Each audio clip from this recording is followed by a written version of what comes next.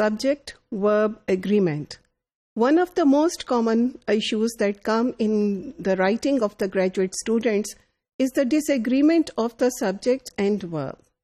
अब subject verb में basic rule ये होता है कि अगर आपका सब्जेक्ट प्लूरल हो तो आप वर्ब जो होता है वो आप सिंगुलर यूज करते हैं, और अगर आपका सब्जेक्ट सिंगुलर हो तो आप वर्ब जो है वो प्लूरल यूज करते हैं.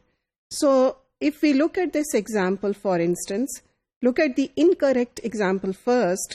The percentage of correct responses as well as the speed of the responses increase with practice. This is incorrect क्योंकि जो बात हो रही है वो percentage की हो रही है, and percentage is a singular verb over here. The percentage of correct responses as well as the speed of the responses increases with practice. सो कई दफ़ा इस तरह के सेंटेंसेस में गलती ये होती है कि हम आइडेंटिफाई नहीं कर पाते कि जो वर्ब है वो किसको क्वालिफाई कर रहा है, वो so you have to go back and see exactly ये किसके साथ मैच आपको करना है. फिर एक और प्रॉब्लम जो हमें सब्जेक्ट वर्ब एग्रीमेंट में होती है वो ये होती है कि there are certain nouns which are actually plural nouns but they are taken to be singular nouns. For instance, the noun data. अब data जो है वो आपका plural noun है.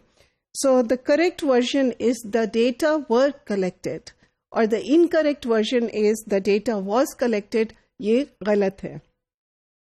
इसी तरह की एक और एग्जाम्पल अगर हम लें तो करेक्ट फॉर्म ये है कि these phenomena occur every 100 years. अक्सर जो पढ़ने में आता है वो ये आता है the phenomena occurs every 100 years. Now phenomena is a plural noun और जिसका जो सिंगुलर नाउन है वो फिनोमिनन है, तो फिनोमिनन के साथ अकर्स आएगा और फिनोमेना के साथ हमेशा आपका सिंगुलर वर्ब आएगा. So once you have written your thesis you must revisit it again and look for these issues. ये आपके प्रूफ रीडिंग के इश्यूज हैं और एडिटिंग के काम है.